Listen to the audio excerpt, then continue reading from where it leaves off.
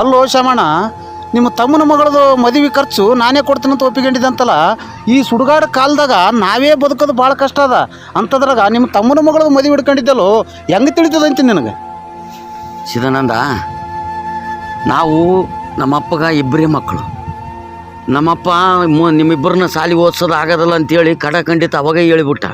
ಅಂಥ ಟೈಮಿನಾಗ ನಮ್ಮ ತಮ್ಮ ಕೂಲಿ ನಾಲಿ ಮಾಡಿ ನನ್ನ ಓದಿಸಿದ. ಅವನು ಓದಿಸಿದಕ್ಕೆ ನನಗೊಂದು ನೌಕರಿ ಸಿಕ್ತು. ಈಗ ಒಂದಿಷ್ಟು ಅಲ್ಪ ಸ್ವಲ್ಪ ಪಗಾರನೂ ಬರ್ತದೆ. ಮತ್ತು ಇಂಥ ಟೈಮಿನಾಗ ನಾನು ನನ್ನ ತಮ್ಮಗೆ ಆಸರಾಗಲ್ಲ ಅಂದ್ರೆ ಇದು ಮಾನವೀಯತೆನಪ್ಪ. ಕರೆವಾದ ಶಾಮಣ್ಣ, ಈ ರಕ್ತ ಸಂಬಂಧದಲ್ಲಿ ಇಂಥದ್ದು ಮಾಡಲಿಲ್ಲ ಅಂತಂದ್ರೆ ಯಾವುದು ಮಾಡ್ಬೇಕಾಗತ್ತೆ? ಹೌದಿಲ್ಲ? ಅಣ್ಣ ತಮ್ಮರು ಅಂದಮೇಲೆ ಒಬ್ರಿಗೊಬ್ರು ಆಗ್ಬೇಕು. ಆಗ್ಬೇಕು ಶಾಮಣ್ಣ.